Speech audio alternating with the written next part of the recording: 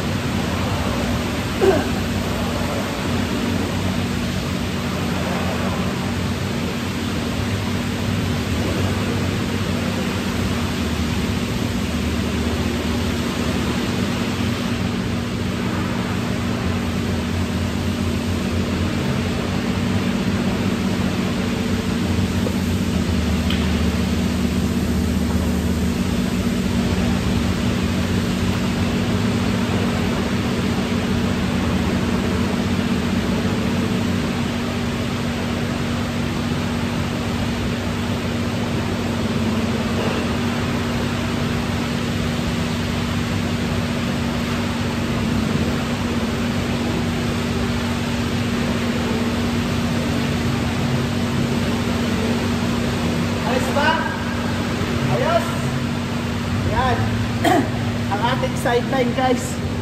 Pag sideline tayo. Sasakyan pala di misis ko. Sinipag kasi ako maglinis. Kaya nalinisan ko na yung loob niyan. So ngayon ating kakarwas natin. Diba?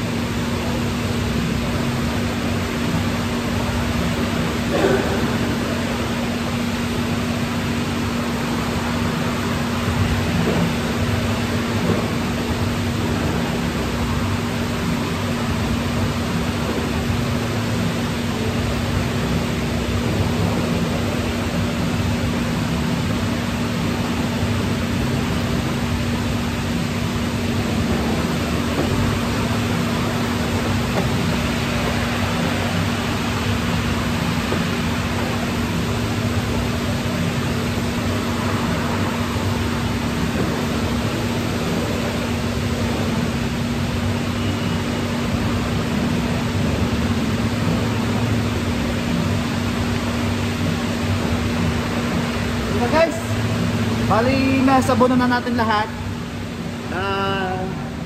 I-ano na natin siya, ipaplas natin.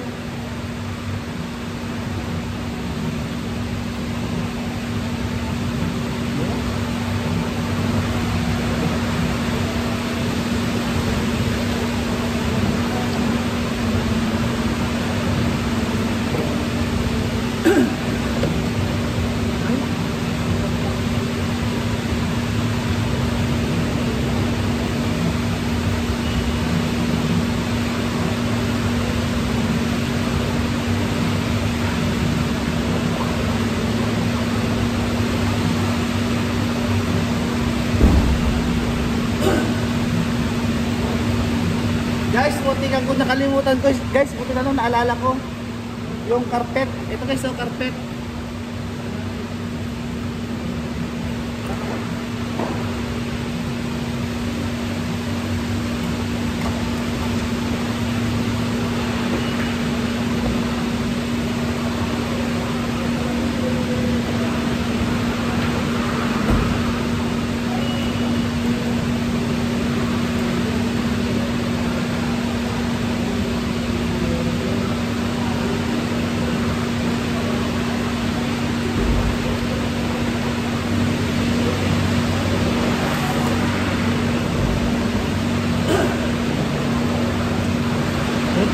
Muntikan natin nakalimutan guys. Kaya ipapras ko muna.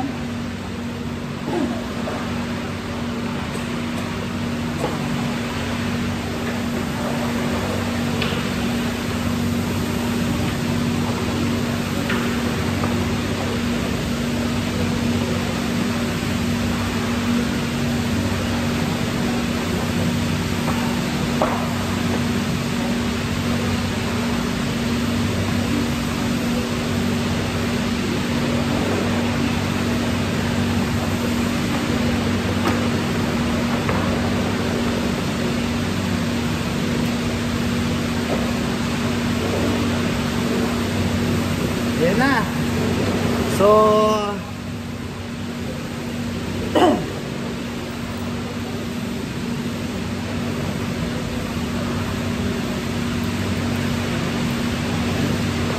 yan guys, magre-rinse tayo. Rinse naman.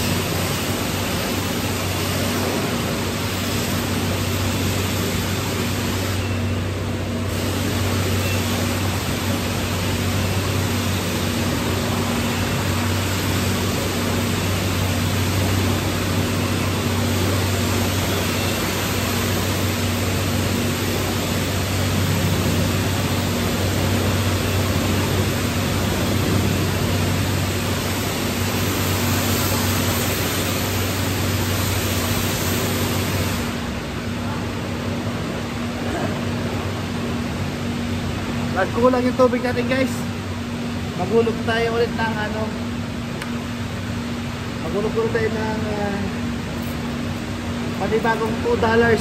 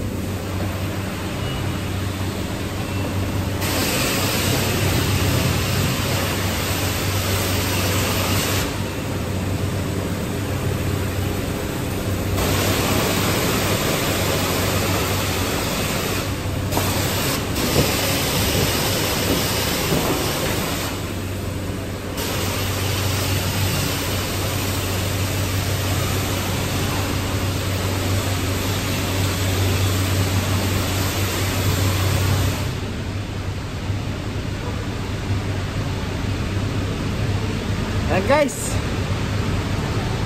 tapos na tayo yan, so ang ngayon gawin natin, ilalagay na natin yung carpet.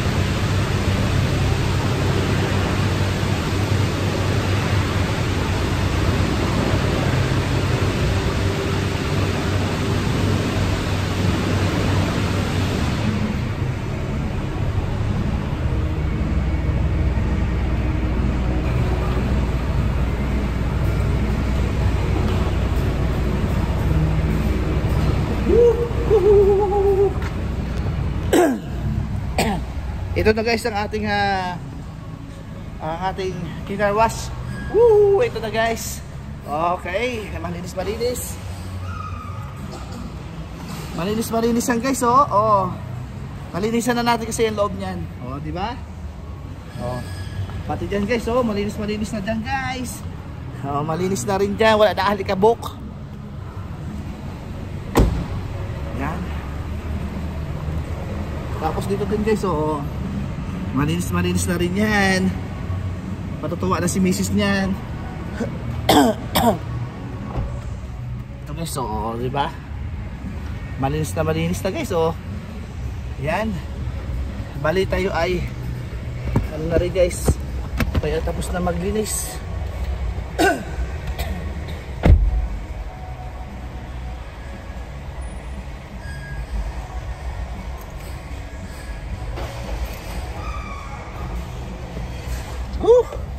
Ay! Tapos na rin tayo nakapaglinis. Uy! Ayan guys, oh. Saan ba yun? Ito ba yun? Ayan, oh. Ayan, nakapaglinis na tayo mga kaprom. Di ng sasakyan ni misis ko. Kasi last weekend, naglinis ako ng sasakyan ko.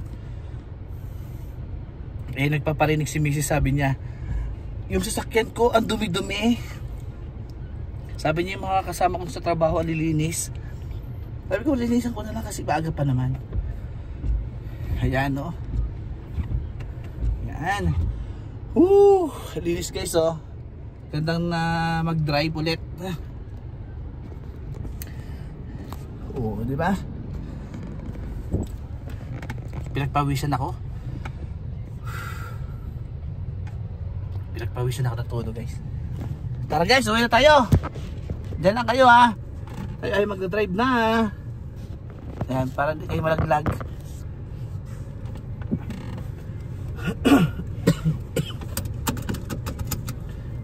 Let's go.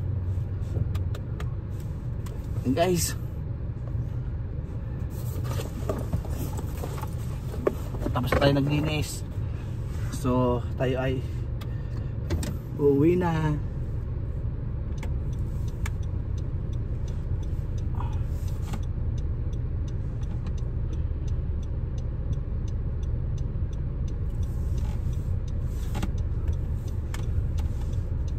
Uwi na tayo guys.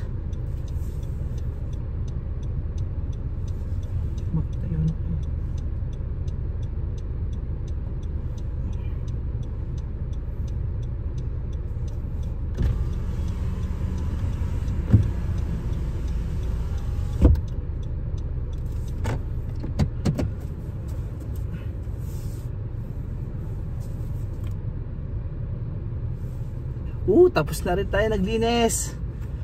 Ang oras ngayon guys ay alas 8:40 na ng gabi. Ang araw guys ay mataas pa. Mataas pa ang araw. Yan. Mataas pa ang araw guys. Oh, kita nyo? Maliwanag pa.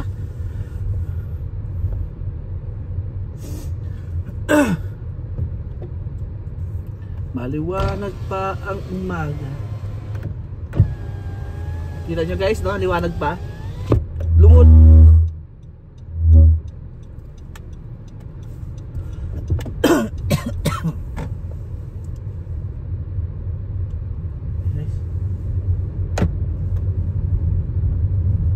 Let's go. Ita-intik. Tingnan nyo guys, liwanag pa. Di ba liwanag pa, no?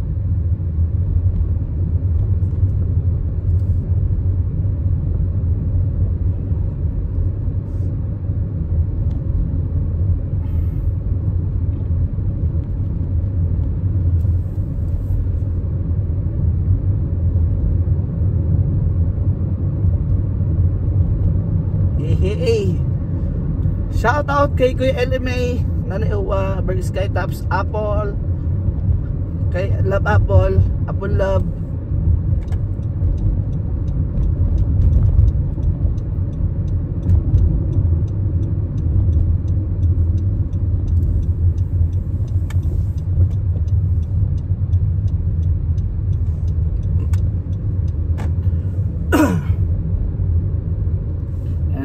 Liwanag pa guys oh. Grabe.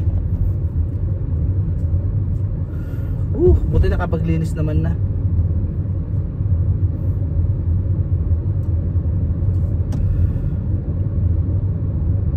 Lakas ng pan. Yan. 50 kilometers daw. So bilisan.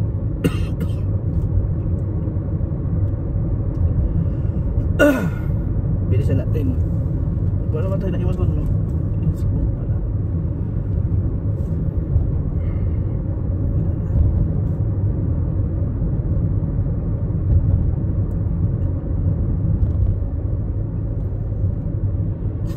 Shout out sa inyo guys. Maraming salamat guys. Kaya ano, kay Nanay Kayes, Nanay Masi. Ayan, shout out sa inyo. Kaya kay Mami Irene ng TDC, shout out.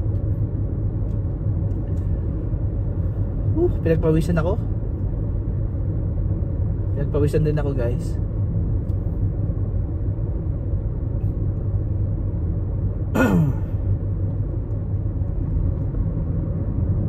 Dito guys ang golf course oh. Hindi nyo makita eh.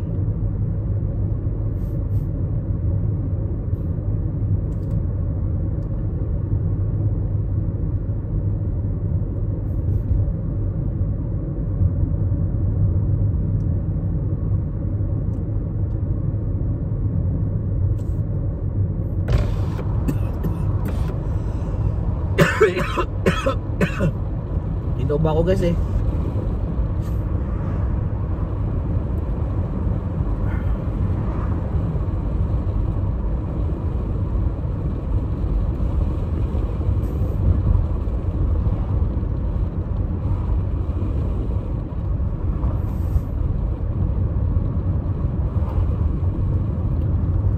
Malinis sa sasakyan ni Mrs. Kamay na.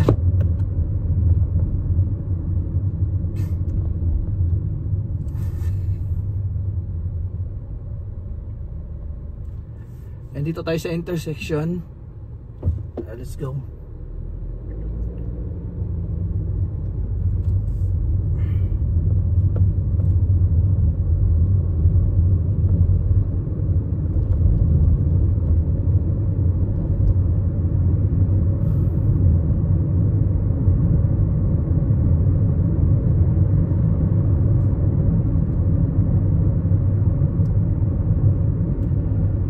Malapit na rin tayo sa bahay. Okay guys, oh, malapit na tayo sa bahay. Liwanag pa talaga oh. Lumulubog kasi ang araw dito guys, alas 10 ng gabi. Kaya kala mo ano ba, alas 4 pa lang.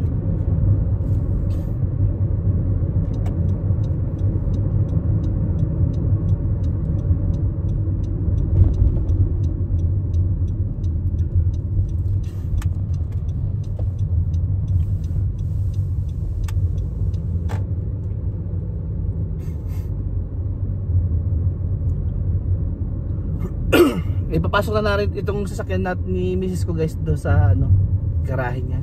Ipasok na natin. Dito na rin tayo. Ayun yung sasakyan ko guys oh, nakatambay. Pasok. Ayan.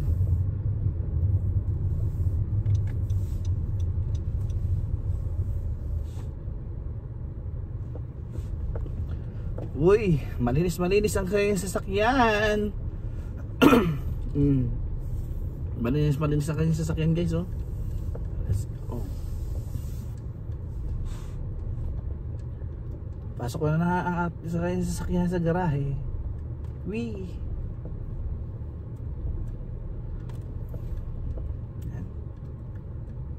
Oops. Ayan. Dito na tayo sa garahe. Yan, at kukunin ko itong bag ko at saka ito ko cellphone. Kukunin ko itong cellphone ko, baka makalimutan ko pa. Yan guys. Malinis ang kanyang sasakyan. Ngayon doon tayo naman sa sasakyan ko guys kasi ayan ang aking sasakyan guys oh. Ito ang aking sasakyan guys oh. Yan oh. Yan ang aking sasakyan. Yan. Pasok ko na sa loob. Another sasakyan na naman tayo guys.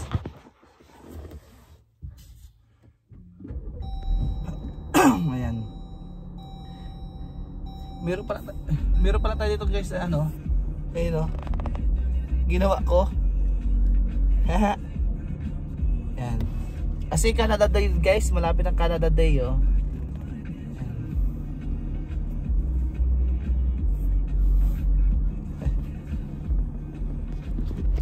Itong sasakyan ko pala guys ano, nalinisan ko na rin no. Tingnan nyo guys yung drawing ni Janelle. Ay yung mga drawing niya oh. Bulaklak. May bulaklak dito guys oh. Ayan guys oh, may bulaklak dito. Ayan.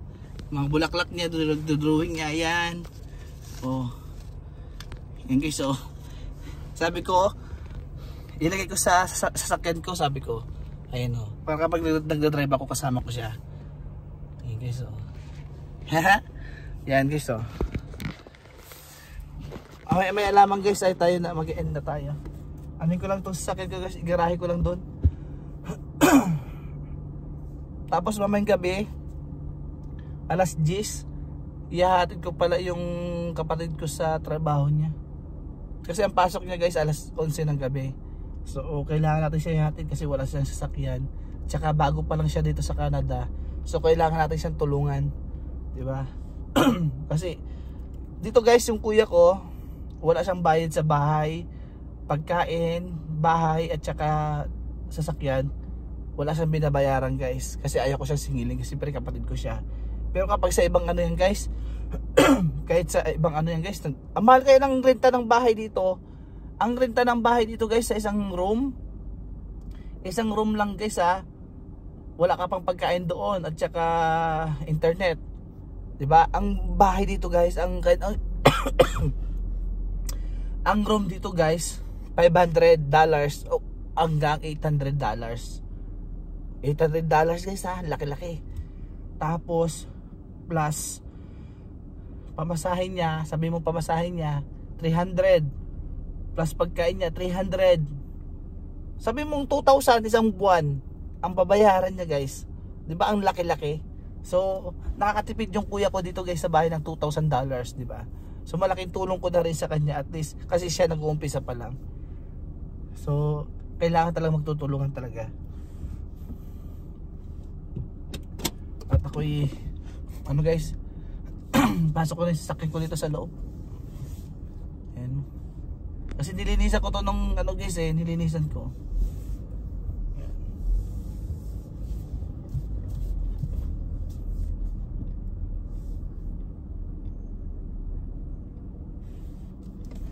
Kasi yatin ko yung kapatid ko mamaya.